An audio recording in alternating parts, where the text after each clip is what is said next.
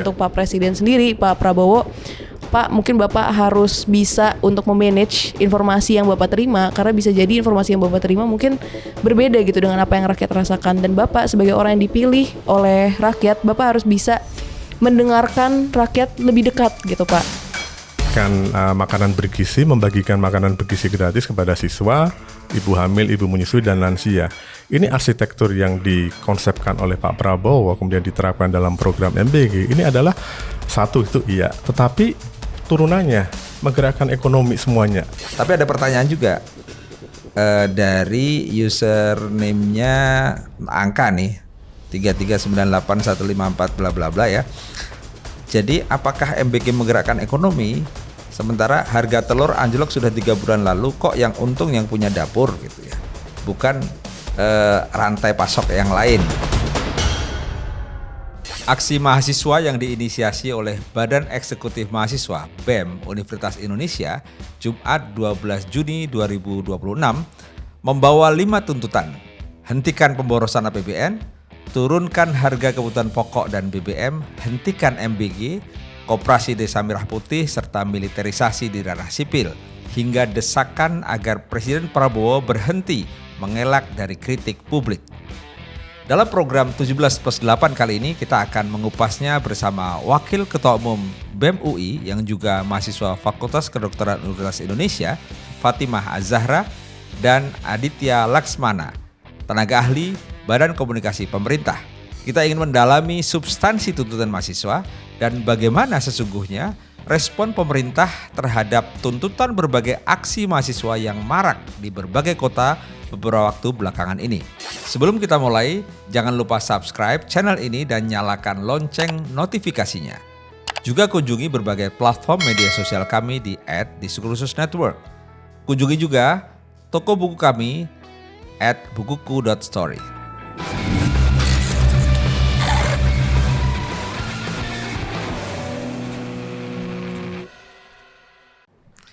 Sudah bersama kita 2 narasumber yang luar biasa. Yang pertama dari yang paling muda, yaitu Wakil Ketua Umum BEM atau Badan Eksekutif Mahasiswa Universitas Indonesia, Fatimah Az-Zahra. Terima kasih sudah hadir mengundang kami, Fatimah. Sama-sama. Yang kedua, tidak lengkap kalau tidak ada dari pihak yang sering dikritik hari ini. Dari Bakom, Badan Komunikasi Pemerintah, dalam hal ini Mas Aditya Laksmana, tenaga ahli Bakom Republik Indonesia. Terima kasih Mas Adit sudah hadir. Terima kasih. Mudah-mudahan nggak kapok, ini sudah beberapa kali kesini. Nggak apa-apa. Kita akan mulai dari yang paling hangat ya. Ya. Kita kan sering lihat Mas Adit, Fatimah hari-hari ini di layar kaca ya. Dari Fatimah dulu. Tanggal 12 Juni yang lalu, kan BEM Universitas Indonesia kan menurunkan banyak sekali mahasiswa di Bundaran HI menggelar aksi demonstrasi dan secara spesifik menyampaikan 5 tuntutan ya. Betul ya, mulai dari pemborosan APBN, kemudian soal MBG, soal penurunan harga pokok dan BBM, kemudian juga Koperasi Desa Merah Putih, militerisasi dan soal pemerintah meminta maaf ya, kurang lebih begitu ya. Betul. Nah, kita akan cek satu-satu, tetapi sebelum ke sana, saya ingin tahu dulu dari teman-teman UI, sebenarnya aksi itu lebih didorong pada untuk mengkritik 1-2 kebijakan, atau sebenarnya lebih pada arah atau cara pemerintah memutuskan atau mengelola kebijakan sebenarnya? Sebetulnya yang pertama kali mendrive kita untuk turun adalah ketika kita melihat pemerintahan hari-hari ini ya gitu. Sehingga kalau dilihat tuh dari 5 tuntutan kita tuh sebenarnya cukup dari cukup berbagai aspek gitu. Bukan hanya tentang ekonomi, tapi ada tentang militerismenya juga. Terus kemudian ada tentang bagaimana komunikasi publik presiden seperti itu. Jadi kita sebenarnya melihat bahwa hari-hari ini tuh banyak sekali hal yang meresahkan. Nah sebetulnya dari kelima tuntutan ini kita merasa bahwa 1-4 itu punya muara gitu. Muaranya adalah di tuntutan kelima gitu, tentang bagaimana Presiden Prabowo itu sebagai presiden. Mungkin secara spesifik memang tuntutan kita adalah untuk meminta Presiden Prabowo itu berhenti mengelak gitu ya, dan mengakui kesalahannya. Tapi sebetulnya lebih dari itu, yang kita inginkan sebetulnya adalah kepemimpinan yang bisa membuat kita puas gitu ya dari presiden gitu. Sehingga itu sebetulnya beyond communication menurut kita itu sebetulnya lebih ke bagaimana sih Presiden Prabowo sebagai seorang presiden gitu, bagaimana beliau berkomunikasi, bagaimana beliau memimpin gitu, karena komunikasi itu kan satu bagian dari sebuah kepemimpinan gitu ya. Nah sehingga kita merasa bahwa Presiden Prabowo perlu tanda kutip berefleksi gitulah ya, bagaimana beliau sebagai presiden tuh apakah sudah oke dalam memimpin program-program prioritasnya terutama, terus memimpin komunikasi publik negara gitu ya. Jadi itu sebetulnya yang menjadi concern kita, sehingga kita meminta beliau untuk mengakui dulu hal-hal yang mungkin masih bisa diperbaiki lagi, sehingga dari situ bisa lebih menerima kritik setelahnya, seperti itu. Jadi tuntutan kelima itu muara dari tuntutan sebelumnya ya, 1, Betul. 2 sampai 4 itu ya. Betul. Saya ingin bukan meluruskan, mengkonfirmasi saja. Jadi tuntutan kelima itu sebenarnya menuntut Presiden Prabowo untuk berhenti mengelak gitu ya. Betul. Bukan berhenti kan ya? Bukan, Oh, bukan. kan terdengar di tempat lain mungkin bisa berhenti kan. Iya, Mahasiswa iya. menuntut Presiden Prabowo berhenti kan. Gitu Berhenti kan, salah. mengelak, ada Oh, lanjutannya. berhenti mengelak. Berhenti ya, oke. mengelak. Supaya nggak dipotong tuh nanti di Betul, short betul, atau di betul. Oke. Oke. Iya. Bobong ada Mas Adit, saya ingin cek juga ke Mas Adit. Mas Adit, ini kan aksi yang begitu besar, bukan hanya UI sebenarnya kan, di banyak tempat juga. Yang kita ingin lihat, bagaimana pemerintah melihat aksi ini sebagai bentuk kritik demokrasi biasa, atau sebenarnya ini alarm keresahan masyarakat yang sudah memuncak sebenarnya. Melihatnya seperti apa? Terima kasih Mas Aman. Terima kasih Fatimah ya. Pemerintah tentu melihatnya ini kan juga pemerintah melihat ini benar seperti Mas Aman tadi, tidak hanya di 12 kemarin kita lihat. Bahkan seminggu setelahnya ini kan juga ada, meskipun tidak dilakukan oleh BEM UI ya, kemudian juga di daerah-daerah begitu. Artinya memang ini adalah sebuah kondisi yang menjadi tantangan pemerintah dan bangsa ini, apalagi dalam situasi geopolitik, ekonomi juga sedang menghadapi tantangan juga yang tidak bisa dianggap enteng. Pemerintah menyadari itu semua dan melihatnya ya ini yang dilakukan mahasiswa adalah dalam koridor demokrasi untuk mengawasi pemerintah, kemudian mengingatkan pemerintah dengan cara yang mungkin keras begitu ya, kritik turun di jalan, kemudian demo dan segala macam, itu adalah sebuah peringatan untuk pemerintah bahwa ada sesuatu di masyarakat yang perlu dilihat oleh pemerintah. Dan memang tugas pemerintah sebenarnya adalah melihat, di samping merumuskan kebijakan dan melaksanakan kebijakan tersebut, tapi di sisi lain kan tugas pemerintah adalah melihat, mendengarkan, dan mencatat apa yang menjadi aspirasi, kritik publik dengan cara apapun, sejauh ke dalam koridor yang diperkenankan oleh hukum ya, penyampaian kritik itu. Lantas apa yang dilakukan pemerintah selanjutnya? Tentu atas semua masukan tersebut pemerintah akan mempertimbangkan mana yang perlu ditindaklanjuti dengan tindakan korektif dan juga mana yang perlu dijelaskan lebih lanjut. Karena bisa jadi memang kritik itu muncul karena dari sisi implementasi kebijakan ada hal yang perlu diluruskan, dibenahi, kemudian dikoreksi tata kelolanya. Tapi ada juga mungkin kritik yang sebenarnya ini dari sisi pelaksanaan masih dalam koridor yang bisa dipertanggungjawabkan dan terukur, tetapi hanya karena tadi ada persoalan pemahaman yang kurang dari publik, ya bagian juga dari koreksi komunikasi dari ke pemerintah juga begitu, sehingga ini hanya perlu penjelasan yang lebih jauh melalui dialog, dijelaskan ini sebenarnya seperti ini latar belakangnya, pencapaiannya seperti ini, sehingga terhadap beberapa tuntutan, katakanlah penghentian beberapa program itu bisa jadi memang follow up-nya tidak perlu dihentikan, tetapi cukup dijelaskan. Okay. Tapi juga bisa juga harus ada perbaikan tata kelola. Jadi saya kira muara dari seluruh aspirasi yang disampaikan oleh publik hari-hari ini, terutama juga adik-adik mahasiswa, Fatimah dan teman-teman yang juga itu tentu diapresiasi oleh pemerintah, adalah ada dua. Pertama, yang tadi saya sampaikan ini ini aja menggarisbawahi. Pertama adalah follow up dengan tindakan korektif. Saatnya memang pemerintah merasa setelah dipertimbangkan, ini memang harus ada koreksi, seperti MBG. Sudah jelas sekarang ada koreksi begitu.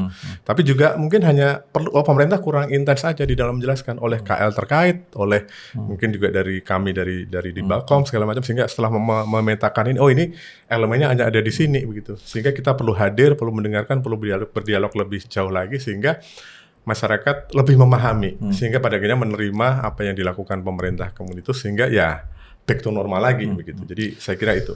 Kalau pemerintah merasa bahwa ini ada sesuatu dari sisi komunikasi ya, terutama Mas Adi dari Bakom, Badan Komunikasi Pemerintah, itu apakah selama ini memang dirasa memang ada yang tidak sampai ke publik, setidaknya mahasiswa, Atau sebenarnya seperti apa Mas Adit? Pasti itu kalau kita lihat dari secara komunikasi ya, itu artinya kalau sampai publik bertanya, masyarakat bertanya berarti kan itu pesan belum 100% diterima, belum tersampaikan begitu, sehingga menimbulkan bias persepsi di masyarakat. Itu bisa terjadi saya kira dalam komunikasi kebijakan ya. Ini saya kira beberapa kebijakan yang kita juga secara intens harus terus mengkomunikasikan. Semisal kemarin ya, beberapa contoh yang kita memang melakukan komunikasi intensif itu beberapa inisiatif presiden yang dilakukan atau kebijakan-kebijakan baru, aturan-aturan baru, seperti misalnya soal pajak UMKM kemarin itu kan sempat ramai juga. Nah itu memang kita menyadari ini perlu harus ada komunikasi intensif kepada semua stakeholder, pelaku ekonomi di skala UMKM, sehingga paham ini sebenarnya spiritnya itu seperti ini. Nah itu tuh kita melihat, dan artinya tidak perlu ada perubahan kebijakan, tetapi cukup sosialisasi yang lebih intens lagi, dialog apa yang masih mengganjal, apa yang belum diketahui, apa yang belum dipahami, pada elemen-elemen apa, disitulah kami dari Bakom dan juga pemerintah tentunya ya, KL terkait secara keseluruhan ini harus turun untuk menjelaskan gitu. Kalau dari sisi pemerintah sebenarnya implisit mengakui bahwa memang mungkin ada yang tidak sampai ya. Iya, pasti karena kalau semua sampai clear tidak akan terjadi aksi seperti itu kan. Kalau dari sisi mahasiswa nih kita cek nih, bagaimana komunikasi pemerintah selama ini, terutama komunikasi kebijakan ya, sampai muncul aksi seperti itu. Apa benar seperti itu? Atau lebih kurang mendengar saja sebenarnya, atau seperti apa? Ya menurut kita sebetulnya dengan segala hormat yang terjadi bukan hanya kurangnya tersampaikan sih Pak dari kita ya. Kita merasa lebih dari itu gitu. Kita merasa bahwa bukan saja tidak tersampaikan, tapi apa yang diterima oleh publik itu justru sesuatu yang membuat publik menjadi semacam ada distrust gitu terhadap pemerintah gitu ya, dengan bagaimana Pak Prabowo misalkan merespon sebuah tuntutan atau sebuah kritik gitu ya, selalu template-nya kan sama ya. Pertama dibuat semacam mimik-mimik wajah yang membercandai gitu ya, kayak nyanyi dan sebagainya. Lalu dirasa meremehkan gitu ya, atau betul, gimana? meremehkan, dan itu bukan suatu hal yang sederhana bagi kita ya, karena kan sikap itu ditunjukkan kepada rakyat yang mengkritik beliau gitu. Nah itu kita rasa sangat tidak elok sebagai seorang presiden dan patut dipertanyakan gitu. Bagaimana mungkin seorang presiden bisa bersikap seperti itu gitu kan pada rakyatnya.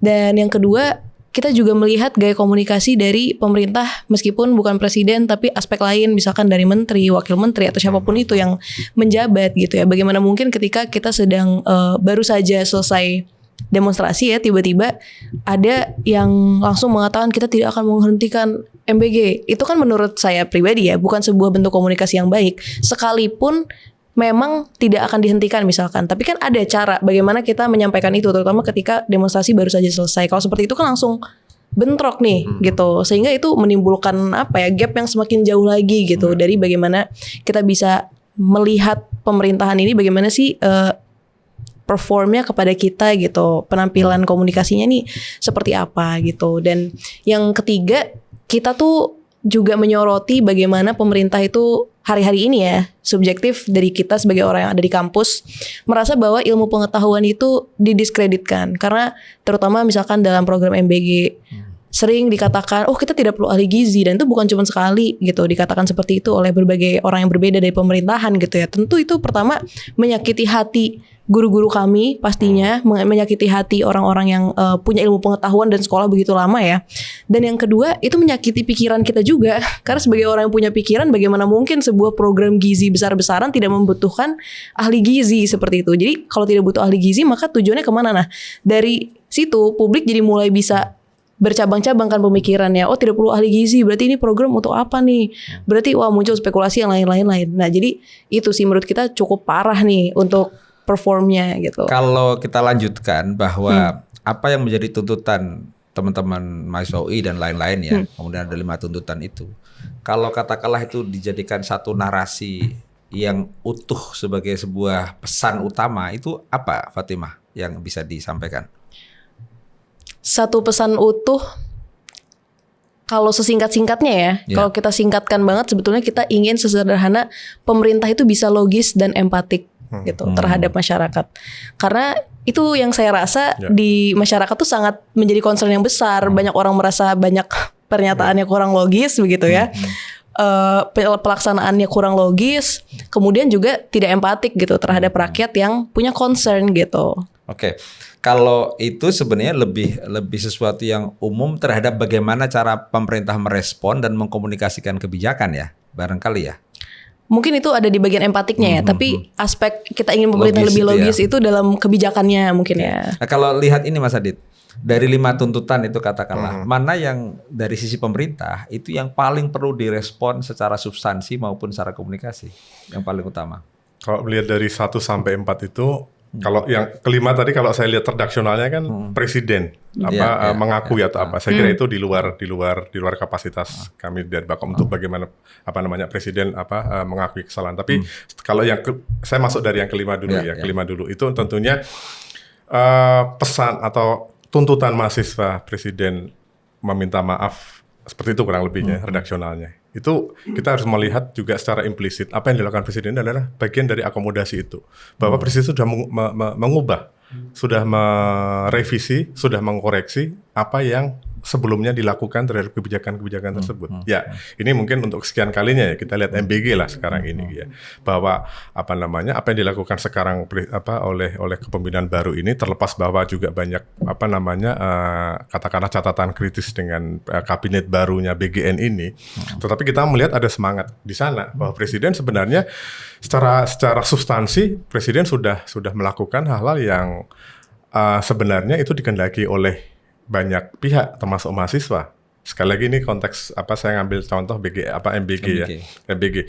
Kemarin kita juga mendengar dari gabungan istilahnya inilah KPMB ya yang pemilik SPBG itu kan menyesalkan, menolak lah katakan seperti itu penghentian selama libur itu dan juga skema penghentian insentif 6 juta karena dianggap seperti secara ketatanegaraan tidak sesuai mekanismenya.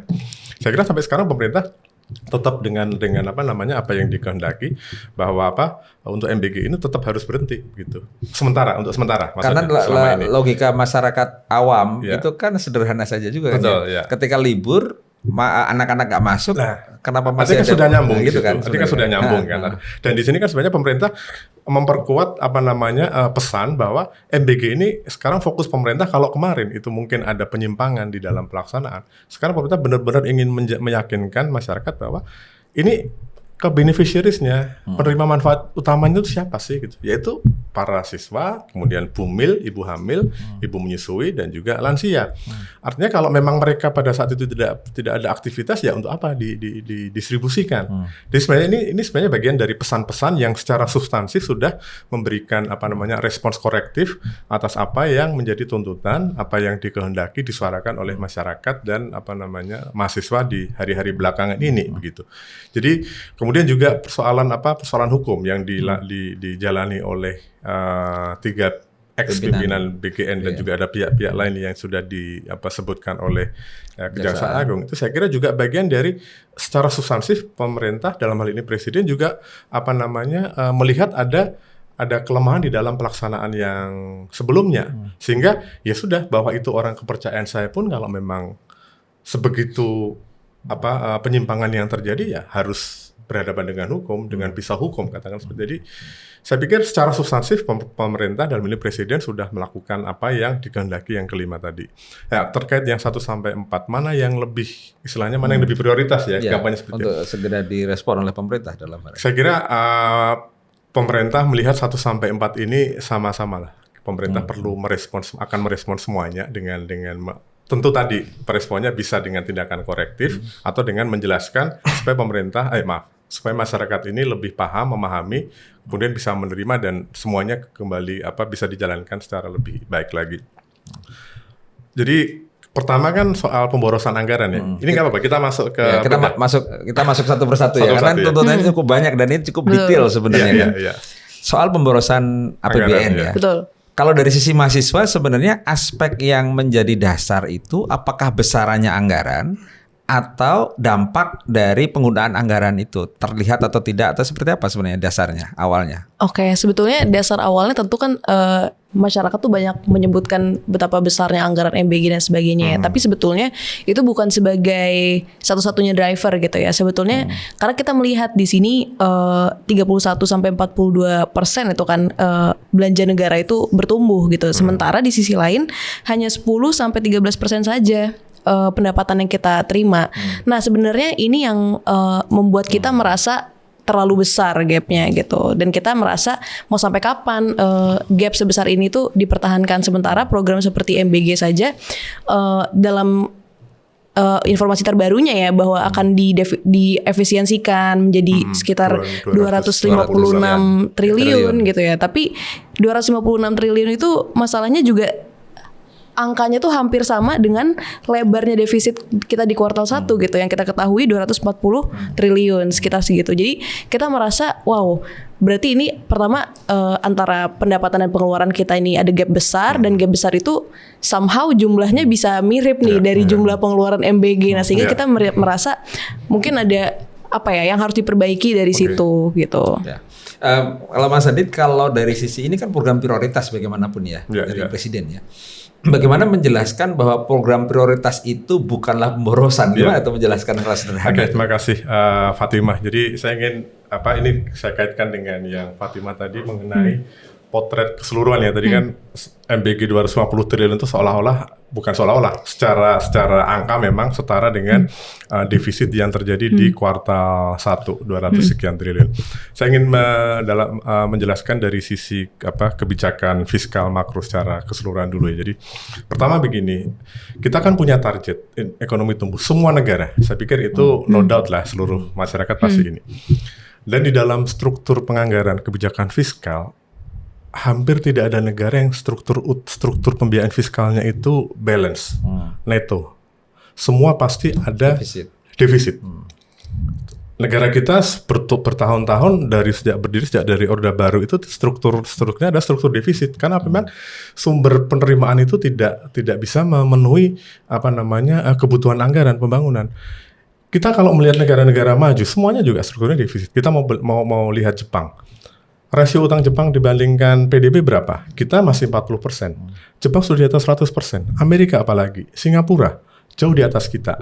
Artinya memang dalam kebijakan anggaran itu struktur defisit itu adalah hal yang lazim untuk mengejar pertumbuhan, begitu. Jadi saya juga ingin memberikan mengedukasi lah ya.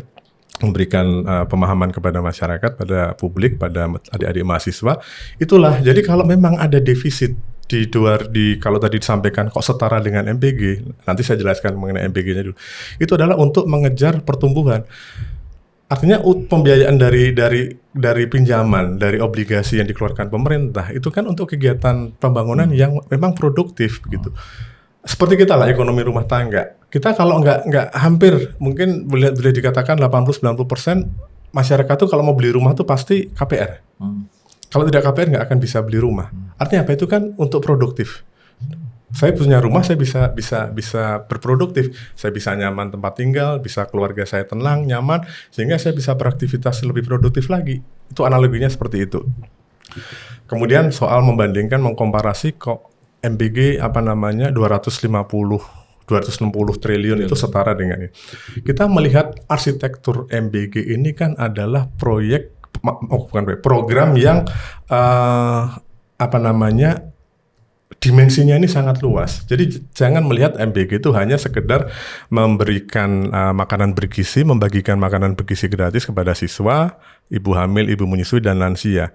Ini arsitektur yang dikonsepkan oleh Pak Prabowo, kemudian diterapkan dalam program MBG. Ini adalah satu, itu iya. Tetapi turunannya, menggerakkan ekonomi semuanya.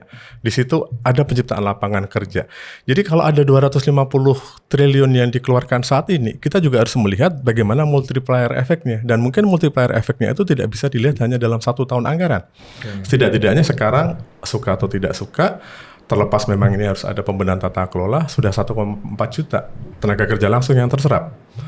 Belum lagi tenaga kerja ikutan di mata rantainya, bagaimana petani, kemudian peternak, kemudian juga nelayan, kemudian juga driver logistiknya itu yang belum tercapture tenaga kerja yang secara tidak langsungnya. Belum juga pada saat pembangunan dapur SPPG itu dalam proses konstruksi juga ada tenaga kerja yang terserap di dalamnya gitu. Belum kalau membangun dapur itu kan butuh lantai, butuh atap, butuh paku, butuh semen, itu kan juga ada tenaga kerjanya.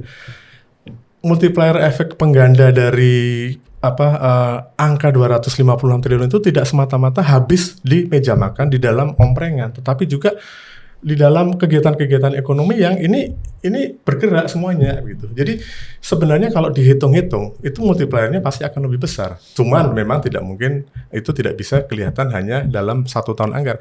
Setidak-tidaknya begini, dengan penciptaan lapangan kerja itu mereka mempunyai pendapatan. Dengan mempunyai pendapatan, mereka punya daya beli. Dengan punya daya beli, dia bisa mengkonsumsi barang. Saya bisa beli nasi, saya bisa beli sepeda motor misalnya. Artinya produsen sepeda motor bergerak juga karena ada yang membeli. Produsen mereka yang menghasilkan makanan, petani, nelayan juga atau pengusaha-pengusaha sektor makanan, pakaian segala macam juga bergerak. Kenapa? Ada pendapatan yang kalau kita urut ke belakang itu sebenarnya adalah dari anggaran MBG. Jadi kalau kita melihatnya, saya kira ya ini bagian dari tugas pemerintah, Bakom segala macam untuk menjelaskan bagaimana sih sebenarnya arsitektur satu program kalau kemudian dipersandingkan dengan mata anggaran yang kelihatannya kok jumbo banget begitu ya. Jadi ini nih bagian dari saya ingin memberikan perspektif itu, Mas Aman dan Fatimah ya. Mungkin juga karena dalam situasi yang publik atau masyarakat umum ini kan dalam tekanan biaya hidup yang juga tidak mudah sekarang ini kan, dalam situasi yang itu. Sementara apa yang tadi disampaikan pemerintah melalui Mas Adit ini, bahwa yang dijanjikan MBG punya multiplier efek itu belum bisa dilihat sekarang kan? Dan mungkin ada dampak dari kondisi ekonominya juga kan? Jadi dalam mungkin, situasi yang kalau dari sisi mahasiswa ya Fatimah, melihat penjelasan tadi, memang kita belum bisa melihat sekarang, tapi memang secara berpikir sederhana saja, anggaran begitu besar, sementara defisitnya juga besar gitu. Melihat dari sisi mana yang sebenarnya, melihat dari soal pemborosan anggarannya ya? Kalau dari kita sebenarnya, saya mungkin di sini sekaligus ingin bertanya juga ya, karena dari yang kita tahu sebetulnya memang tadi betul ya bahwa setiap negara pasti ada defisit dan sebagainya. Tapi dari yang kita tahu di 2026 ini dari yang kita tahu ya, boleh dikoreksi gitu, kita sudah jauh di atas ambang batas sehat IMF 10% gitu. Jadi kita melihat bahwa di situ ada satu pertanyaan ya, kenapa kita bisa melampaui batas 10% dari IMF itu. Dan yang kedua terkait tadi chain yang sudah dijelaskan ya dari MBG itu, persoalannya adalah mungkin ada gap antara apa yang direncanakan sama pemerintah dan apa yang kita lihat di realita gitu. Karena 1,4 juta lapangan pekerjaan terserap, tapi apakah dikomparasikan juga dengan orang-orang yang mungkin jadi terancam juga sebetulnya lapangan pekerjaannya, seperti ibu-ibu penjual kantin, bapak-bapak penjual kantin yang ada di sekolah, yang mereka benar-benar pasarnya adalah ya ketika jam istirahat gitu, yang mana itu ya sudah diisi MBG kan, sehingga kantin-kantin itu tutup. Dan saya juga ingin menanyakan terkait ini sih Pak, sebetulnya di awal itu kan kita diberitahu bahwa perencanaan MBG ini sebetulnya akan memanfaatkan UMKM gitu.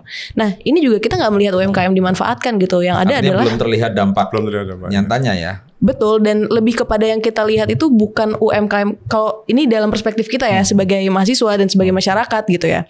Ketika dibilang bahwa oke, kita akan memperdayakan UMKM, itu bukan cuman yang ada di sumber pasarnya kayak beli ikan dan sebagainya saja, tapi kan dalam the whole chain itu harapannya UMKM gitu kan yang terberdayakan. Tapi yang kita lihat sekarang tuh lebih kepada misalkan satu dapur ini membeli bahan dari mana, tapi yang memiliki dan membuat dapur ini adalah orang yang punya cukup resources untuk membangun itu. Belum lagi satu orang tuh tidak dibatasi gitu, punya berapa MBG dan sebagainya. Akhirnya orang yang punya resources cukup, dia semakin kaya dengan adanya MBG ini. Sementara yang tidak punya resources dan UMKM biasa yang mungkin belum terperdayakan dari ini, itu semakin kehilangan tempat gitu ya di sekolah dan sebagainya gitu. Lah situasinya tadi, sisipan pertanyaan saya sebenarnya dalam situasi yang masyarakat juga sedang susah secara ekonomi, kemudian mahasiswa dan masyarakat juga belum melihat dampak nyatanya hari ini, terutama dalam implementasi kebijakan di lapangan, itu lalu munculkan kegelisahan, keresahan sampai aksi-aksi seperti itu ya. Tapi kalau kita melihat secara real kan memang baik geopolitik maupun situasi ekonomi dunia juga sedang tidak baik ya. Betul. Sehingga muncul kenaikan harga, dan terakhir yang soal BBM non subsidi naik gitu ya. Walaupun udah turun juga kemarin di harga minyak dunia kan mulai turun ya. Tapi kan bahwa secara psikologis kenaikan BBM non subsidi itu tetap kita punya pengalaman panjang bahwa itu akan memicu harga-harga lain nanti kan. Jadi mungkin orang sudah di pasar sudah mulai menaikkan harga sebelum beli BBM gitu kan. Nah, kalau melihat dari sisi ini, sebenarnya pemerintah mendengar tuntutan soal turunkan harga bahan pokok, soal BBM, seperti apa Mas Adit menjelaskan? Oke, kalau soal harga bahan pokok kan kita melihatnya begini. Ini kan hukum pasar ya kalau harga pokok. Biasanya kan tidak mungkin ekonomi komando kan kita, mekanisme pasar itu. Artinya pemerintah kan punya cadangan juga. Misalnya beras ada bulog, jadi manakala ada kelangkaan dan itu mengancam harga, pemerintah operasi pasar supply dari bulog diturunkan sehingga itu menurunkan harga. Saya kira kalau kita melihat historical ya, kita upaya-upaya pemerintah, kalau saya melihat masuknya dari sini bahwa sekarang pemerintah ini prioritas pemerintah dan situasi ini adalah apa? Menjaga daya beli. Nah, saya ingin menjelaskan dari menjaga daya beli itu. Apa yang dilakukan pemerintah menjaga daya beli? Pertama yang paling fundamental, daya beli itu tercipta kalau masyarakat punya pendapatan. Dari mana pendapatan itu? Kalau mereka bekerja. Fine ya itu, saya kira kita sepakat. Kalau masyarakat bekerja, mereka punya pendapatan, dan kalau punya pendapatan, dia punya daya beli itu. Mengenai lapangan kerja, ya saya harus menjelaskan secara dalam konteks data statistik ya. BPS Februari kemarin sudah mengumumkan secara terbuka dan bisa terkonfirmasi, semua orang bisa membaca, ada penambahan 1,8 juta tenaga kerja. Bahwa ada kasus-kasus sektor ini ada PHK, kemudian ini, itu saya kira hal yang dinamis di dunia kerja. Dalam situasi normal pun mungkin ada satu sektor yang shrinking sehingga berdampak pada pemutusan hubungan kerja, tapi ada sektor yang bertumbuh yang menciptakan job creation begitu. Jadi saya kira kondisi ketenagakerjaan sangat dinamis. Tapi secara umum overall BPS sudah mencatat Februari kemarin itu ada penciptaan lapangan pekerja baru 1,8 juta lapangan kerja. Artinya dalam hal ini pemerintah sudah ikhtiar-ikhtiar pemerintah sudah berdampak dengan adanya lapangan kerja, ada pendapatan dan ada daya beli. Itu yang paling fundamental untuk daya beli. Kemudian apa lagi untuk daya beli? Ya ini tadi kaitan dengan harga, memastikan stabilisasi pasokan. Itu yang utama. Kalau pasokan nggak ada, harga naik. Tapi kalau pasokan melimpah, harga turun atau stabil. Gitu. Kita lihat historical. Biasanya pada saat Idul Fitri, Lebaran, itu ada kenaikan harga. Wajar lah ya, itu momentum-momentum khusus, produsen, kemudian juga pedagang, mengambil momentum untuk ambil keuntungan. Tapi saya kira itu di tahap masih di level yang wajar. Kemudian kemarin sempat ada kenaikan harga juga. Setelah kita teliti, ternyata pemicunya adalah plastik. Plastik itu suka tidak suka itu dari kaitan dengan geopolitik, karena bahan baku dari impor segala macam.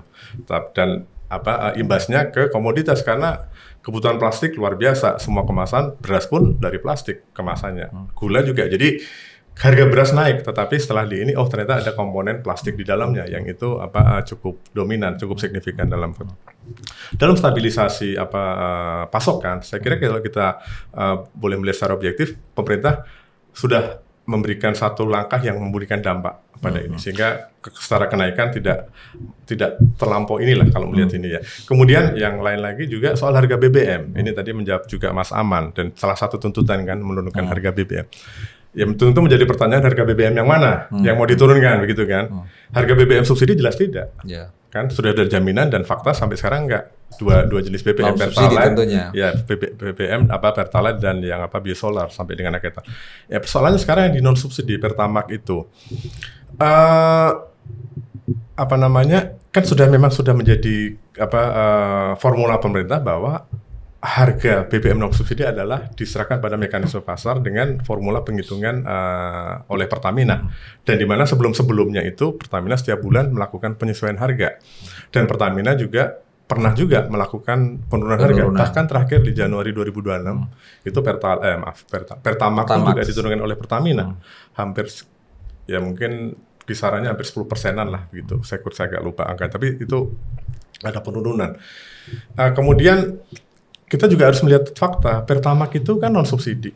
Pada 18 April pemerintah sudah merespons kenaikan harga minyak dunia dengan menaikkan melalui Pertamina tentunya menaikkan harga BBM non subsidi yang di luar Pertamax. Seharusnya kalau memang ikut hitung-hitungan pada 18 April itu Pertamax sudah ikut naik. Tetapi pemerintah masih bersedia menanggung atau menyerap beban yang apa namanya dialami dari kenaikan harga minyak dunia untuk jenis Pertamax itu untuk tidak di pass through ke konsumen. Kenapa waktu itu, Mas? Pertimbangannya sudah pasti itu situasi ekonomi tidak memungkinkan, dampaknya pasti akan lebih menekan. Artinya dalam hal ini pemerintah juga mencari titik keseimbangan kapan memang ini harus dinaikkan, kapan harus dilakukan penyesuaian dan kapan tidak. Kapan harus dinaikkan, dan pada saat momentum kemarin itu 18 April sampai dengan 10 Juni, jadi hampir 2 bulan, pemerintah sudah menahan harga Pertamax itu untuk tidak naik. Tujuannya tidak lain tidak bukan adalah menjaga daya beli. Gitu. Kemudian kalau sekarang kemudian muncul tuntutan penurunan harga, tentu ada mekanismenya, tidak bisa serta-merta. Artinya ini kan ya kalau orang berbisnis kan, ini saya sudah membeli ini untuk ini harga pembeliannya kan juga harus dihitung juga. Apalagi pada saat itu kursnya juga terkoreksi. Artinya kan beban biayanya ada di situ. Kemudian kalau serta-merta ini diturunkan, karena ya kita juga harus melihat sisi lain bahwa Pertamina adalah entitas bisnis juga. Dia harus di samping ada PSO Public Service Obligation, bagaimana menjadi di sektor energi. Dia juga entitas bisnis yang harus berkembang secara komersial, secara bisnis juga. Bukan berarti pemerintah mencari untung melalui Pertamina, tetapi tentu ada hitung-hitungan untuk operasional Pertamina juga begitu. Dan pada saatnya saya kira seiring dengan turunnya harga minyak dunia yang sekarang sudah di level 75 US dollar per barrel mendekati asumsi asumsi APBN, tidak menutup kemungkinan pada saatnya nanti Pertamina secara hitung-hitungan akan turun. Tetapi juga harus melihat sekarang ini masih belum di situasi asumsi APBN. Kemudian satu lagi yang sini juga saya kata kunci yang saya tangkap itu soal menjaga daya beli tadi ya Mas ya. Menjaga daya beli itu kan artinya masyarakat punya pendapatan. Ada soal lapangan kerja. Saya kaitkan dengan pertanyaan Fatimah yang tadi tersisa belum terjawab, yaitu bahwa MBG itu idealnya akan melibatkan UMKM kan, yang sehari ini belum terlihat tuh. Gimana menjelaskan itu? Ini kan memang volumenya besar ya. Saya kira kalau kita mengatakan UMKM sama sekali tidak terlibat, pastilah ada yang terlibat gitu. Cuman mungkin yang muncul skalanya yang muncul di permukaan, mungkin yang disoroti, yang mendapat atensi publik adalah cerita-cerita mengenai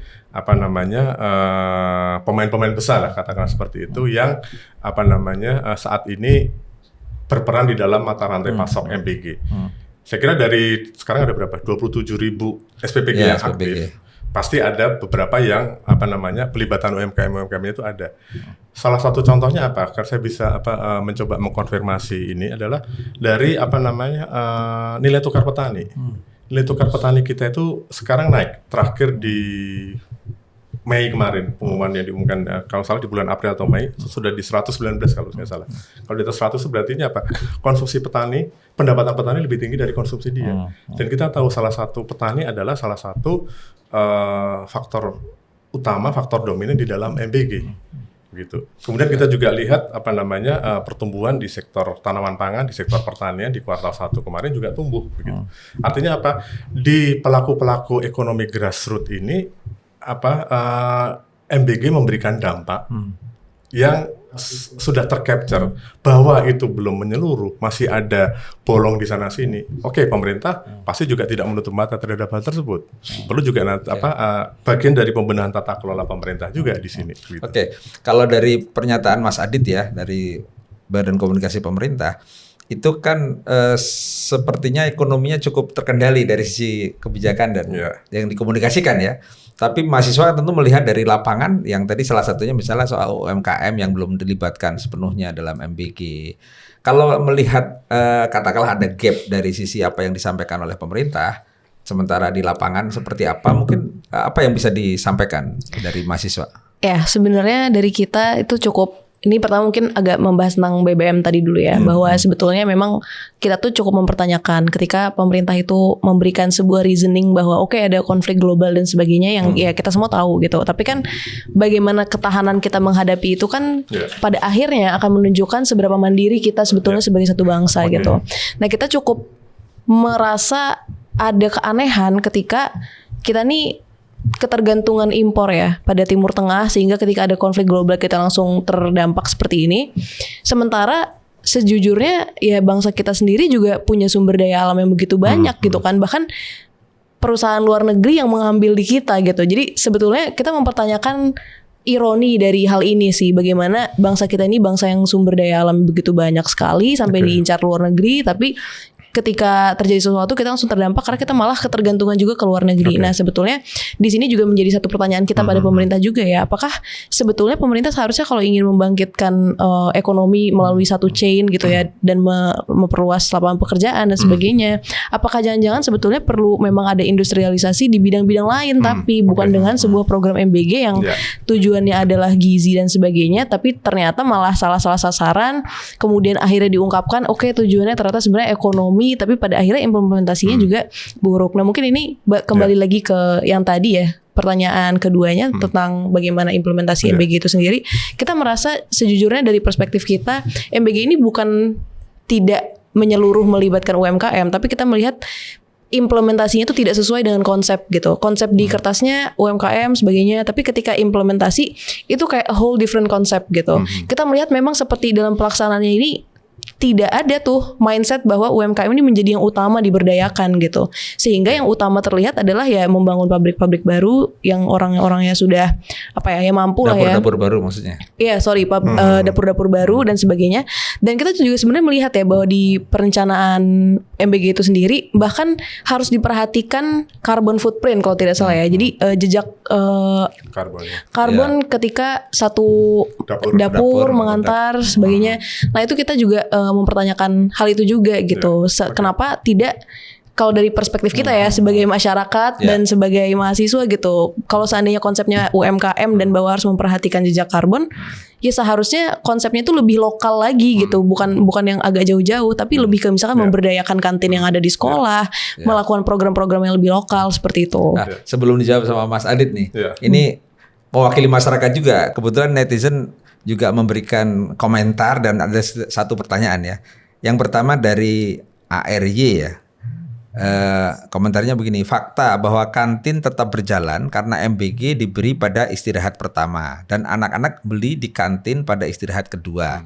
Ini dari lapangan yang lain ya. Tapi ada pertanyaan juga dari username-nya angka nih 3398154 bla bla bla ya. Jadi apakah MBG menggerakkan ekonomi sementara harga telur anjlok sudah 3 bulan lalu, kok yang untung yang punya dapur gitu ya, bukan rantai pasok yang lain gitu ya. Dua sekaligus dari pertanyaan dari Fatimah dan dari pernyataan netizen tadi bisa dijelaskan Mas.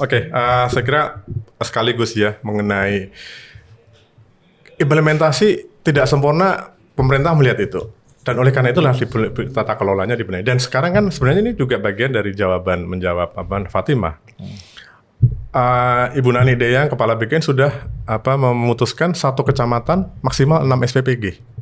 Itu kan tadi sudah memperhitungkan bahwa ini memang di dalam pelaksanaan kemarin, di dalam penentuan titik-titik SPPG ada yang sesuatu yang salah, yang perlu dibenahi. Artinya begitu. Yang lebih akan ditutup gitu ya? Kita lihat nanti seperti apa. Tapi intinya kan sudah diputuskan seperti itu. Kemudian juga mengaktifkan kantin-kantin sekolah untuk daerah 3T yang memang secara ini keterjangkauan juga mungkin terlalu jauh, secara justru tidak efisien secara biaya. Kemudian kemarin kita juga lihat dalam kunjungan Wapres Mas Gibran ke daerah juga menyinggung bahwa kalau bisa komunitas-komunitas keagamaan pun juga dilibatkan begitu. Artinya kan ini juga bagian dari perbaikan tata kelola yang mendengarkan suara publik dan di follow up dengan tindakan korektif bahwa untuk MBG ini sedemikian luar biasa upaya pembenahan yang dilakukan oleh pemerintah begitu. Saya kira itu poin yang bisa saya sampaikan untuk menjelaskan program pemerintah ini. Kayak saya tertarik yang soal BBM tadi. Nah, tadi sebenarnya saya pengen satu poin lagi cuman silakan. Mas. Kalau kita bicara soal Pertamax kan begini, sebenarnya kan itu kan pilihan. Sekali saya memutuskan membeli kendaraan yang CC-nya sebenarnya tidak memenuhi syarat untuk atau CC-nya harus dengan diminumnya harus Pertamax. Ya dengan segala konsekuensinya saya harus menerima kalau harga Pertamax naik karena sudah tahu kalau Pertamax itu harganya harga pasar. Begitu. Jadi masyarakat juga harus teredukasi bahwa ini bagian juga kalau memang memilih yang konsekuensinya A, ya manakala ada sesuatu di A ya harus terima konsekuensi. Jangan kemudian mengembalikan pemerintah kepada pemerintah. Saya kira pola pikir itu yang harus kita bangun bersama-sama. Saya membeli kendaraan yang CC-nya itu tidak memenuhi untuk Pertalite, tidak boleh subsidi. Ya manakala harga non subsidinya naik, ya saya harus rela. Itu saya kira itu logika yang harus kita bangun bersama-sama. Jangan kemudian menyalahkan pemerintah, kemudian ini dinaikkan kok tidak diturunkan begitu. Ya sudah, kalau memang itu ada pilihan kendaraan umum misalnya tidak sampai tidak bisa toh sekarang ini kalau kita lihat infrastruktur kendaraan umum juga sudah jauh lebih baik begitu di Jakarta. Untuk Jakarta sih. Ya saya kira di beberapa daerah sudah ada lah BRT segala macam. Tetapi ini kan secara kita ingin memberikan satu pemahaman juga secara bagaimana melihat konstelasi harga BBM ini dengan konsumsi masyarakat begitu. Jadi jangan ini sudah tahu kita masuk restoran mahal, harganya mahal, ya kita harus rela mengerongkok berapa. Walaupun sebenarnya Mas Adit kan yang dikhawatirkan soal psikologis ya, persepsi kalau BBM naik itu lalu harga-harga yang lain akan ikut naik semua kan gitu ya. Tapi ini kan sebenarnya kelompok non subsidi ya. Kelompok non subsidi yang sebenarnya relatif tidak terlalu sensitif dengan kenaikan harga. Bahwa kemudian ya tadi membangun logika lagi bahwa kalau ternyata saya sensitif dengan kenaikan harga, ya saya harus merasionalisasikan konsumsi BBM saya karena ini sudah seperti ini. Jadi ya ini konsekuensi logis saja lah, rasionalisasi. Kemudian kalau tadi soal kebijakan energi, Pak Prabowo ini kan baru akan 2 tahun Oktober nanti. Sementara banyak persoalan di struktur ekonomi kita ini yang merupakan ya kita tidak bermaksud menyalahkan sebelumnya, tetapi adalah sebuah ketelanjuran seperti ini gitu kan dengan kondisi ini tata kelola seperti kemarin yang ekspor misalnya impor ada praktek under invoicing segala macam itu kemudian sekarang dan pembenahan itu kan tidak mungkin hanya bisa langsung dipetik hasilnya dalam 1-2 tahun. Dalam kebijakan energi misalnya kemarin Januari Februari sudah diresmikan kilang. Ini kan kita tahu kalau kebutuhan kilang minyak seperti di Balikpapan itu kan kita butuh, tetapi baru terrealisasi kemarin gitu. Itu mengurangi impor solar. Kemudian kebijakan B50 Juli besok itu sudah ada hitung-hitungannya. Kalau nggak salah ada sekian penghematan anggaran sekian puluh triliun, penghematan konsumsi impor. Ini konteksnya nanti akan memperbaiki. Pasti pasokan suplai tata kelola energi dan juga ekosistem energi kita. Jadi dengan pengembangan bio B50 nanti itu sudah pasti akan mengubah arsitektur ekosistem energi kita yang berdampak pada ketahanan energi kita. Hanya hasilnya tidak mungkin sekarang. Jadi kita harus juga ini bagian tadi, makanya ini yang saya sampaikan tadi ada hal-hal yang memang kami pemerintah harus menjelaskan supaya publik paham bahwa kondisinya ini adalah kondisi yang sedang dibenahi, ditata ulang oleh pemerintah. Kita kembali ke MBG yang belum tuntas nih. Kan Fatimah ini selain Wakil Ketua Umum BEM UI, mahasiswa kedokteran juga ya. Kan MBG itu di awalnya ketika kebijakan itu diambil kan bagian dari solusi kesehatan stunting ya, terutama stunting ya. Kalau boleh sebagai mahasiswa kedokteran nih bisa menjelaskan sebenarnya solusi untuk stunting itu dalam usia berapa sih bayi yang lahir atau sebelumnya atau seperti apa? Kita belajar dari Fatimah. Supaya pemerintah bisa belajar dari mahasiswa kedokteran gimana sebenarnya hubungan antara MBG dengan solusi stunting. Oke, tapi sebelumnya mungkin sedikit ya, saya ingin sedikit menanggapi bahwa tentang BBM tadi sebelumnya sebetulnya concern kita bukan hanya orang yang menggunakan Pertamax saja sih Pak ya, karena satu poin orang yang menggunakan Pertamax tuh majority juga bisa jadi mereka adalah orang yang sandwich generation, di mana mereka tuh Maaf, yang apa generation? sandwich Oh, generation. sandwich, Jadi oke. mereka ada Iya, di iya. tengah-tengah, mereka tidak Iya. cukup miskin untuk dapat bantuan, tapi mereka juga tidak cukup kaya untuk meng-afford kenaikan harga yang tinggi. Pertama, dan yang kedua bahwa dampaknya bahwa Pertamax itu naik, orang yang tidak semampu itu pada akhirnya akan memilih yang lebih hemat, which is Pertalite, dan akhirnya orang yang dari awal sudah menggunakan Pertalite karena dia susah, jadi tambah susah lagi karena harus antri panjang Oke. lagi. Jadi itu cukup terdampak, dan mungkin kalau Bapak pernah Ini yang ngantri dilihat di lapangan Iya, ya, iya, mahasiswa melihat itu ya. betul, Iya. kalau melihat antriannya seperti apa itu wow, sangat membuat mereka jadi tidak produktif gitu sebagai seorang Iya. pekerja juga. Oke. Nah, kalau soal MBG sebetulnya Sebagai solusi stunting Ini gimana nih? bicara sebagai mahasiswa kedokteran nih. soal MBG itu sebetulnya kalau untuk stunting ya, saya kebetulan mendapatkan pelajaran ini dari Profesor Damayanti, dosen saya dulu ketika saya semester 2 ya. Jadi sebetulnya memang saat yang paling tepat itu seperti yang kita semua sudah tahu, sudah diungkapkan berkali-kali oleh para pakar, 1000 hari pertama. 1000 hari pertama itu kapan? Dari sejak masih dalam kandungan sampai umur 2 tahun. Nah, kalau kita lihat umur 2 tahun itu sangat jauh, bahkan dari usia SD gitu kan, yang mungkin 6 tahun gitu, baru 6 tahun 7 tahun masuk kelas 1 SD. Nah, sementara MBG ini masif sekali di SD, SMP, SMA.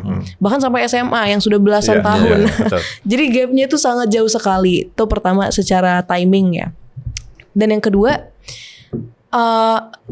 kalaupun ada sebuah counter narasi gitu ya, bahwa oh ini anak SMA dan SMP emang nggak boleh dapat perbaikan gizi gini nih. Nah persoalannya perbaikan gizi itu nggak bisa dengan sekali makan sehari aja gitu. Kalau dia di rumah kelaparan terus di sekolah makan MBG pulang kelaparan lagi, Iya, iya. dia bahkan bisa mengalami hal yang lebih parah dari sekedar tidak cukup nutrisi gitu. Iya. Orang yang makannya itu tidak teratur tuh bisa mengalami dampak-dampak lanjutan gitu. Itu pertama. Dan yang kedua, anak-anak yang tadinya mengalami stunting itu tidak boleh diberikan makan yang sama seperti orang yang tadinya tidak stunting gitu. Mereka tuh harus ada ukurannya sendiri berdasarkan kondisi mereka gitu ya, berat badan, tinggi badan dan sebagainya akan diukur, kemudian harus dimonitor juga setiap kali mereka diberikan makanan yang cukup gitu ya, sesuai dengan takaran pribadinya, harus diukur-ukur lagi gitu. Karena tidak boleh terlalu overfeeding gitu. Kalau kita terlalu overfeeding, mereka bisa mengalami obesity ke depannya dan sebagainya. Dan itu kita tidak inginkan karena anak-anak yang stunting itu lebih rentan mengalami obesity di masa kemudian harinya ketika remaja dan sebagainya. Ketika masih muda kurang gizi malah bisa ini ya. Malah bisa komplikasi kepada hal-hal lain ketika tiba-tiba diberi makan yang tidak ditakar sesuai dengan kebutuhan pribadinya gitu. Kira-kira dia stuntingnya ini, stunting kan juga ada degree-nya ya. Degree-nya sampai mana, terus kemudian berat badan dan tinggi badan itu seperti apa, itu harus diukur dulu sehingga kita tahu, dan harus perlahan-lahan gitu. Ada namanya catch up growth juga. Itu untuk orang-orang yang mungkin pertumbuhannya ketika lahir dan sebagainya itu kurang. Nah, mereka tuh harus catch up kan, harus mengejar pertumbuhan itu. Itu juga sangat ditekankan, tidak boleh kurang dan tidak boleh lebih, harus pas, dan itu harus diukur berdasarkan setiap anak. Nah, apakah pemerintah ini melakukan itu pada semua anak? Kita tidak melihatnya gitu. Sehingga kita khawatir ketika ini diberikan secara tanpa perhitungan gitu ya kepada semua orang, terutama untuk mengobati stunting dan sebagainya, selain tidak tepat sasaran, malah bisa jadi memperburuk keadaan gitu. Itu sangat mungkin. Seperti itu sih yang kita lihat dari segi stunting. Kalau melihat apa yang dijelaskan oleh Fatimah, ini berarti ada dari aspek kebijakan dong yang mesti dikoreksi, bukan hanya dari pelaksanaannya dong. Nah itu apa yang tuntutan yang kemarin? Apa menghentikan MBG atau koreksi saja? Iya, kita memang tuntutannya untuk memberhentikan MBG sebetulnya. MBG, tapi ya? bukan supaya, kan ada orang yang bilang oh ini nggak mau orang-orang miskin makan.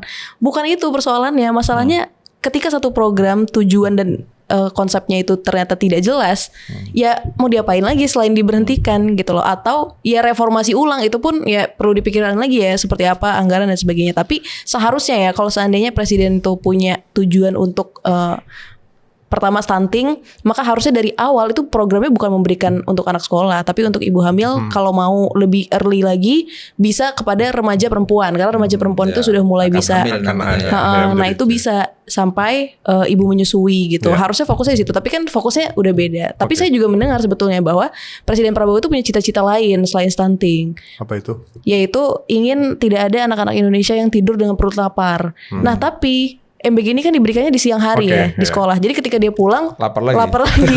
Sehingga dia tidur dengan perut lapar lagi. Jadi MBG-nya 3 kali sehari ya. Nah, bagaimana mungkin kita bisa memberikan MBG 3 kali sehari kan? Sehingga iya. kita merasa bahwa ketika presiden tidak ingin ada anak Indonesia lapar, ya buat orang tuanya bisa ekonominya baik, Iya. sehingga orang tuanya sendiri yang bisa memberikan 3 Nyambung, ini kali. menarik. Menarik Jadi, ya. Terima kasih. Bagaimana ya seorang mahasiswa kedokteran yang sangat Sudah fresh ini, menjelaskan secara sederhana bahwa kalau MBG itu sebagai solusi stunting sebenarnya nggak match Nggak tuh. match, Ya.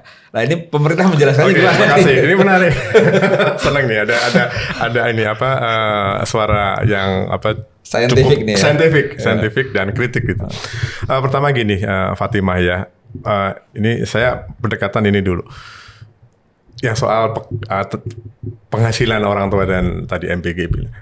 Bagi kalau banyak orang melihat ya sebaiknya pemerintah ke pekerjaan daripada ke MBG biar nanti orang tua yang memberi makan anaknya, Ya. seperti itu.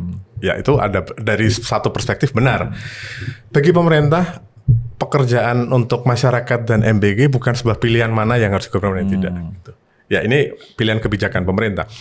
Soal pekerjaan pemerintah juga bukan istilahnya kalau saya nggak kaleng-kaleng juga. Tadi sudah saya sampaikan di awal sebelumnya program-program prioritas itu menyerap tenaga kerja. Terlepas bahwa programnya dalam implementasinya ada persoalan. MBG, KDKMP, pembangunannya itu sudah menyerap tenaga kerja. Kemudian industrialisasi, hilirisasi yang sekarang masih dalam berproses menuju downstreaming nanti. Kemarin ya sekali lagi saya melihat data 700.000 dari realisasi investasi yang diumumkan oleh Menteri Rosan 498 triliun begitu.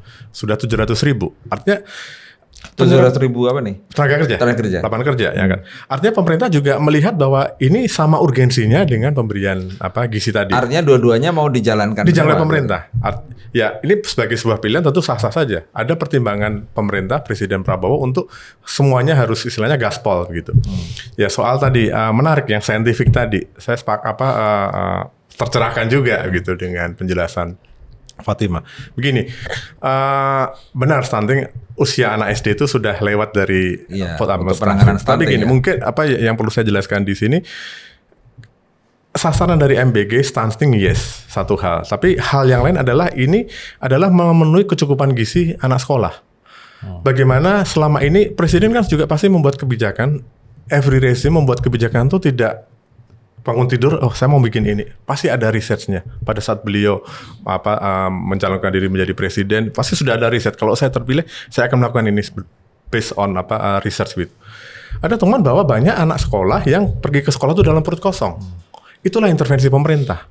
Artinya nggak bagus juga anak konsentrasinya kita sendiri pasti sarapan dulu kan, ke sekolah begitu. Nah inilah yang ingin diintervensi oleh pemerintah. Ada temuan bahwa sekian banyak siswa sekolah itu ke sekolah di kelas mendengarkan penjelasan guru dalam kondisi perut kosong. Ini yang diintervensi pemerintah. Stunting yes, di sisi ini juga. Kemudian kalau soal kenapa hanya sekali di jam ini? Ya tentu akan lebih sulit lagi dan kompleks lagi kalau 3 kali sehari. Tetapi kita harus melihat di sini arsitektur dari kebijakan ini. Dengan adanya MBG yang 1 kali sehari, itu sudah membantu penghematan ekonomi keluarga. Ada satu riset, saya lupa dari mana, sekitar bulan Maret April, itu sudah ada riset bahwa ada sekian persen penghematan rumah tangga. Karena dia tidak perlu memberikan uang saku. Tidak perlu memberikan uang saku, minimal uang saku atau menyiapkan makan siang. Artinya apa? Secara konsepsi penghematan ini kan kalau tadi dikaitkan dengan Fatimah, premisnya Fatimah tidur dengan perut kosong, ini kan sebenarnya bisa mensubstitusi kebutuhan makanan dan gizi anak di luar jam pada saat dia menerima MBG. Secara konsepsi kebijakan sebenarnya masuknya ke sana gitu. Kemudian tadi kalau disampaikan juga soal SMA, saya kira kalau kita merujuk ke pernyataan terakhir pimpinan BGN yang terakhir, SMA pun juga akan ditinjau kembali untuk tidak ini bagian dari koreksi ya? Bagian dari koreksi. Saya pikir itu bagian dari koreksi juga, dan bahkan kalau sekarang kan pemerintah di awal kan 82 juta. Sekarang pemerintah di Kepemimpinan Bu Nani sudah meminta izin kepada pemerintah, kepada presiden bahwa tidak akan lagi mengejar jumlah kuantitas 82 juta. Tapi bagaimana meningkatkan kualitas yang ada saat ini begitu. Dengan pendekatan yang lebih targeted. Jadi kalau dulu universal targeted, Artinya kalau targeted bisa berkurang. bisa berkurang. Udah pasti bisa berkurang. Pasti bisa berkurang, dan kalau jumlahnya berkurang otomatis korelasinya kan kualitasnya pasti bisa ditingkatkan begitu dari sisi pelayanan begitu. Kan Bu Nani sudah di awal sekali beliau ditunjuk, bahkan belum dilantik kalau nggak salah, itu dia sudah mendeklar bahwa sudah meminta izin kepada Presiden Prabowo untuk tidak mengejar angka target 82 juta. Oke. Jadi tidak lagi semesta tapi targeted begitu. Ke 3T terus dideklar seperti tadinya. Dan ini nanti pasti dampaknya panjang. Tadi peningkatan kualitas, kemudian apalagi ini 3 minggu libur anak sekolah ada audit SPPG, kemudian juga nanti pasti ada dampak ke efisiensi anggaran lagi. Ini kan katakanlah ini bagian dari respon pemerintah langsung dengan melakukan koreksi ya. kebijakan ya. Selain pergantian pimpinan karena kasus, kemudian ada koreksi kebijakan. Nah, saya ingin berbalik ke Fatimah nih sebagai pimpinan mahasiswa. Kalau dari sisi mahasiswa ya, apa sebenarnya katakanlah bare minimumnya lah supaya pemerintah ini mulai menuai kepercayaan lagi? Apa sebenarnya yang paling dikehendaki atau menjadi aspirasi dari teman-teman mahasiswa? Kalau terkait kepercayaan ya, tentunya dari aspek komunikasi yang mungkin tadi di awal sempat kita bahas ya. Karena jujur Bu Nani dengan segala hormat dan segala perencanaan yang sudah dibuat itu sepertinya juga tenggelam ya. Publik tuh tidak melihat perencanaan matang itu, tapi lebih kepada ketika Bu Nani itu setiap kali diwawancara dan sebagainya itu selalu tiba-tiba lagi menangis karena pengkhianatan ini, lagi apa-apa. Jadi kayak publik itu melihatnya jadi kayak ini gimana sih? Lebih ke drama tadi, gitu ya. Iya, tadi sudah diganti, tiba-tiba Bu Naninya juga seperti ini. Jadi yang terlihat capture-nya di publik adalah pemimpin baru MBG juga tidak kompeten gitu loh dalam program MBG ini. Itu yang tercapture di publik ya, dengan segala hormat gitu, sehingga hal-hal seperti ini yang mungkin perlu diperbaiki lagi kalau untuk trust gitu. Tapi terkait tadi sebenarnya menarik kenapa mahasiswa itu meminta untuk MBG itu diberhentikan sebetulnya instead of diperbaiki, karena kita melihat memang tadi arah perbaikannya pun kurang ada yang jelas gitu ya. Kalau dari kita melihat misalkan oke, kita sudah sadar nih ternyata tidak bisa untung stunting, kita perbaiki SMA-nya tidak usah loh kan, SD sama SMP juga tidak gitu. Berarti kan yang harus dikoreksi. Jadi koreksinya itu tidak sesuai dengan permasalahannya gitu. Oke, stunting, tapi yang dikoreksi sebenarnya tidak menyelesaikan persoalan bahwa ini tidak efektif secara tujuan stunting gitu kan.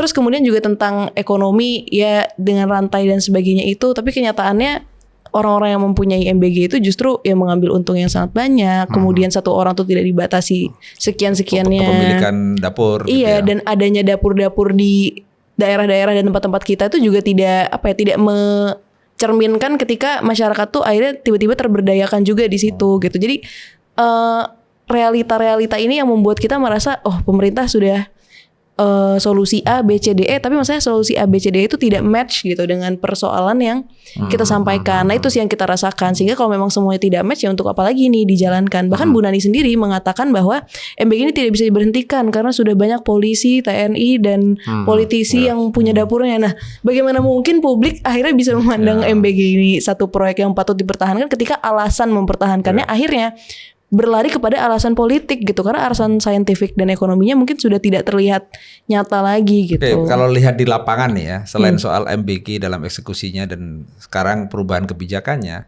sekalian nih kan ada tuntutan juga soal KDMP ya, Koperasi Desa Merah Putih. Apa yang menjadi bagian dari ini kita bedah satu-satu ya. Ya. Sekalian karena ini mungkin jawabannya akan mirip nanti tuh. Apa dari mahasiswa yang ini? Ya kalau dari KDMP itu sebenarnya kita melihat bahwa tujuan awalnya itu kan ingin memberdayakan masyarakat juga lagi-lagi gitu ya. Tapi ternyata setelah dilihat isinya tuh sama seperti Indomaret dan Alfamart. Bahkan sudah ada isu produk yang dijual ya. Iya, produk yang dijual seperti itu, dan bahkan sudah ada isu Indomaret dan Alfamart katanya disuruh dikurangi dan sebagainya, harus ditutup bla bla bla.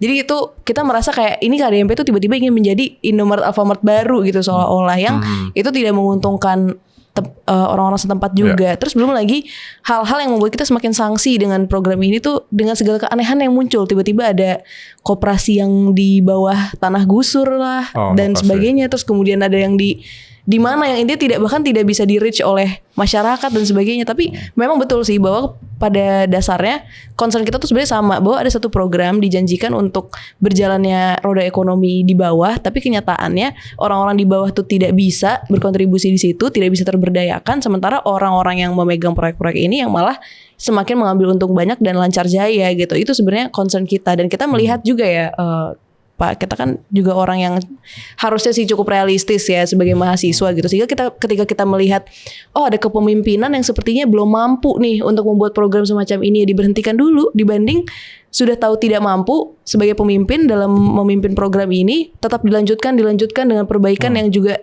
arahnya itu tidak sesuai dengan tujuan, yang akhirnya malah menimbulkan kerugian yang lebih besar gitu. Oke, sebelum dijawab sekalian aja, karena ada tuntutan dari mahasiswa ini kan soal militerisasi ya, baik soal penanganan aksi maupun kan secara real di lapangan kita melihat juga, baik MBG maupun KDMP kan sebagian juga melibatkan teman-teman yang ada di militer ya. Itu penjelasannya gimana ya? MBG juga, terus KDMP kabarnya juga begitu. Ya. Beberapa hal itu melibatkan militer gitu ya. Memang saya pikir yang di KDKMP ya. KDKMP kan memang pembangunan wilayah itu memang di support oleh Babinsa untuk penentuan lokasinya segala macam itu. Tujuannya apa? Memang ini keinginan presiden supaya program ini cepat jadi. Dengan memberikan, karena mereka tentara kan memang memiliki struktur, punya basis sampai ke wilayah-wilayah yang memang menjadi basis KDKMP dan punya struktur, sehingga mekanisme pelaporan, mekanisme koordinasinya dan sudah terbiasa atau memang hidup dalam mata rantai komando yang ketat. Jadi saya kira ini memang bagian dari keinginan presiden, sekali lagi ya, ini keinginan presiden untuk bagaimana ini bisa cepat terimplementasikan, outputnya bisa kelihatan di publik, kemudian juga dalam sisi pembangunannya itu bisa dipercepat. Dari KDKMP, Babinsa dilibatkan untuk penentuan dan itu memang sudah masyarakat sudah tahu lah, sudah semuanya paham itu. Jadi tujuannya di situ, Kemudian nanti kalau soal KDKMP mengenai Alfamart atau peritel modern lain, pemerintah tidak ada keinginan seperti itu. Karena itu kan kita harus juga melihat seperti kasus di mana, kalau misalnya di Lombok atau apa. Itu kan memang terkait dengan aturan Pemda setempat yang sudah ada, bahwa memang ada pembatasan segala macam. Saya kira di iklim ini adalah hal yang kontraproduktif juga buat pemerintah. Seandainya akan ujungnya mematikan pelaku usaha yang lain, swasta. Pemerintah membutuhkan pengusaha, membutuhkan swasta. Dalam konteks apa? Job creation. Pemerintah tidak bisa menanggulangi sendiri. Karena tadi mempertahankan daya beli tadi ya Mas. Iya, job creation itu ada di tangan siapa? Pelaku usaha, di tangan pengusaha. Jadi kalau pemerintah sampai mengambil kebijakan yang kemudian apalagi ada secara ini mematikan, tentu ini hal yang justru kayak balon dipencet sebelah sini, di sini ngembang gitu. Dipencet sebelah sini, di sini ngembang. Jadi inginnya kan ya ini tumbuh bersama.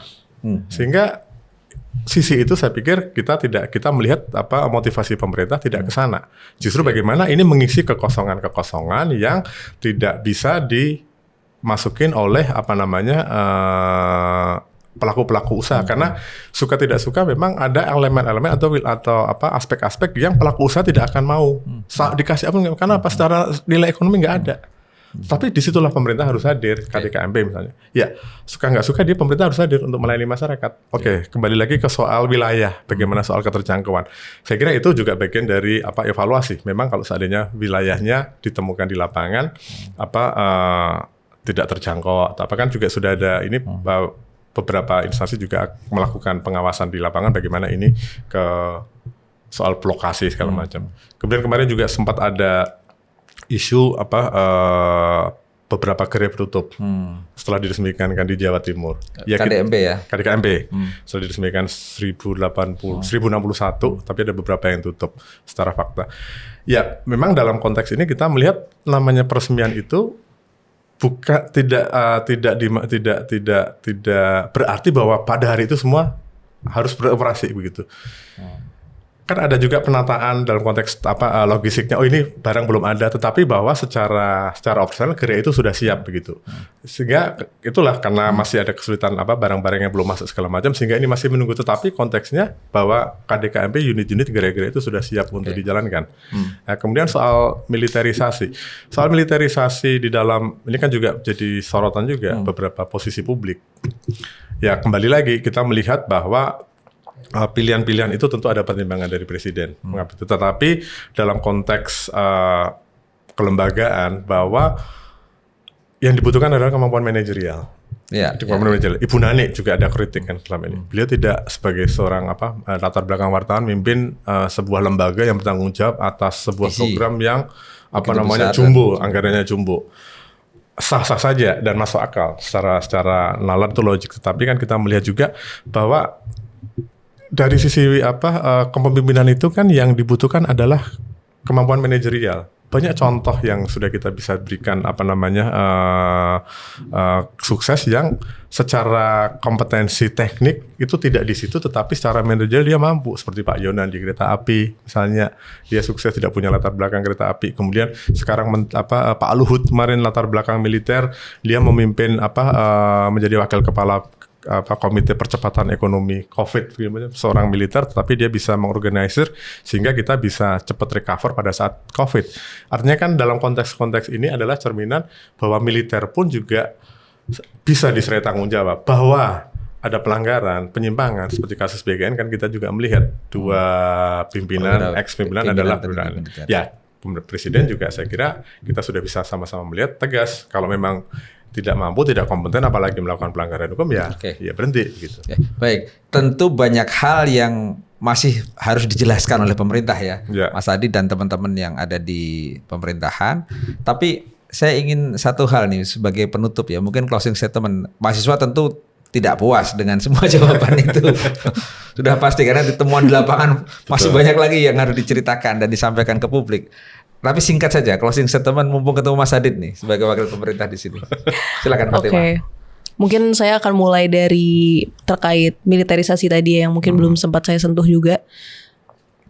Kita melihat bahwa Pak Prabowo ini harus aware bahwa dirinya ini juga sebelumnya ada di militer, sehingga dia harus aware bahwa beliau ini tidak bisa serta-merta menyertakan TNI begitu saja karena pasti persepsi publik itu akan buruk gitu karena seperti ada konflik of interest dengan backgroundnya gitu kan.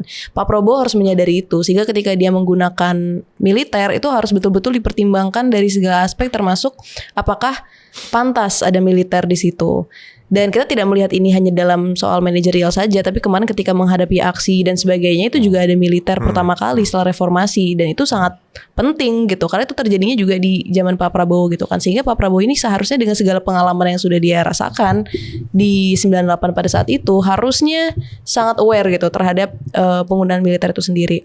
Dan saya kira Pak Prabowo sebagai pemimpin tertinggi dari semua ini kita tentu tidak bisa menuntut Bu Nani atau siapapun itu pemimpin program-program karena yang dipilih oleh rakyat adalah Pak Prabowo itu sendiri dan Pak Prabowo lah yang bisa mengatur di bawah-bawahnya ini seperti apa. Nah maka Pak Prabowo sebagai pemimpin harus bisa menunjukkan skill manajerial yang sama juga gitu. Jangan sampai semua aspek itu diberikan kepada orang-orang yang ada di bawahnya padahal Pak Prabowo yang seharusnya bertanggung jawab atas itu semua terutama terhadap ide-idenya bagaimana idenya itu bisa terlaksana.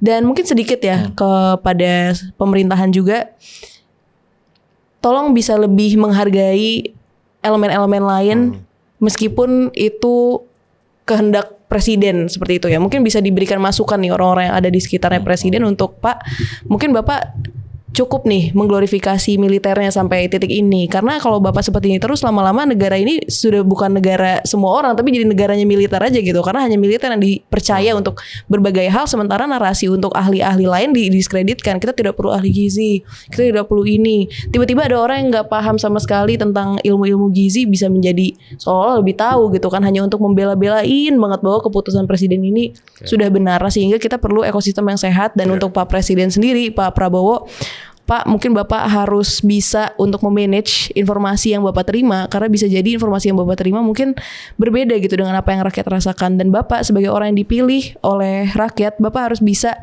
mendengarkan rakyat lebih dekat gitu Pak. Bapak harus bisa menempatkan rakyat ini pada posisi spesial di mana tidak ada barrier antara suara rakyat terhadap Bapak.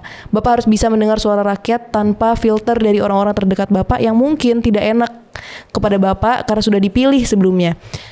Orang-orang Bapak saja tidak enak kepada Pak Prabowo ya, sampai harus menjadi yes man kadang-kadang karena dipilih oleh Pak Prabowo. Pak Prabowo yang dipilih oleh rakyat, seharusnya Bapak punya perasaan yang sama, tidak enak kepada rakyat kalau sampai mengecewakan rakyat. Oke. Itu dari saya sih, Ini closing statement jadi bukan pertanyaan dan tidak harus dijawab oleh Mas Adit ya. Saya ingin Mas Adit memberikan closing statement juga dalam konteks bagaimana pemerintah, terutama dalam hal ini karena mewakili, dalam hal ini ada Pak Presiden dan ada Bakom, merespon segala kritik dengan segala bentuknya. Ya, seperti yang saya sampaikan di awal tadi ya, Mas Aman dan Fatimah, tugas pemerintah adalah tadi merumuskan kebijakan, kemudian menjalankan kebijakan, dan yang terkait dengan konteks saat ini, suara-suara rakyat ini adalah juga mendengarkan, melihat, mendengarkan, mencatat, kemudian tugasnya adalah mempertimbangkan. Dalam posisi itulah pemerintah saat ini, Pak Prabowo dan semuanya. Jadinya, tetapi tadi bahwa apakah semua masukan, aspirasi, kritik tadi harus di follow up, ditindaklanjuti dengan perubahan kebijakan atau perubahan itu, tentu pemerintah juga mempunyai perspektif lain untuk mempertimbangkan ini yang harus ditindaklanjuti dengan perubahan kebijakan, koreksi kebijakan, dan ini yang pemerintah memang perlu lebih intensif lagi menjelaskan kepada pemerintah, kepada masyarakat, komunikasi sehingga masyarakat lebih memahami, karena mungkin di situ kuncinya, elemennya ada di sana. Oke, terima kasih Mas Adit dan Fatimah, luar biasa. Mudah-mudahan ini bermanfaat, setidaknya menambah penjelasan ke publik bahwa walaupun ada perbedaan sampai saat ini antara mahasiswa dan pemerintah, tapi setidaknya dari dua perspektif kita mendengar semua, melihat.